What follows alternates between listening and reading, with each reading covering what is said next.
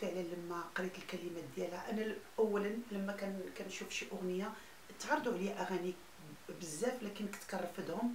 ولو ان الناس كانوا بعض الناس اللي هما غضبوا مني، لانني انا الاغنيه لما كنقرا الكلمات ديالها وكنشوف اللحن ديالها الا ما حسيتش بها ما نقدرش نغنيها.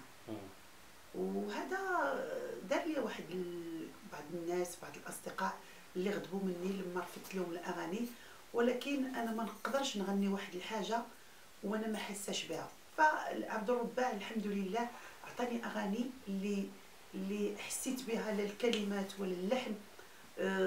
وجاب لي اغاني اللي هي كتوافق الصوت ديالي كذلك، والحمد لله. عيشه بالفرحه الفرق بيناتهم كبير، يعني الاغنيه في حال التمثيل، ان الممثل لما كيكون محترف كياخذ جميع الادوار، كياخذ الدور انه حزين، الدور انه فرحان، الدور انه كذلك الاغنيه لما كتعطاك كتعيش معها وكتلبسها. فلما كتلبسها وكتبدا تاديها، فهنا فين تيكون يعني المغني كيوصل واحد الرساله للمستمع. فانا اي اغنيه عندها شخصيتها وعندها ميساج ديالها اللي كتوصلو للجمهور.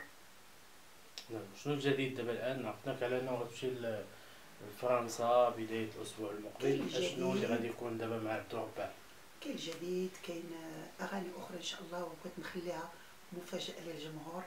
ما بغيتش نقولها دابا، ان شاء الله حتى يشوفها الجمهور ان شاء الله. مع عبد النيت عبد الرباع ان شاء الله. ان شاء الله.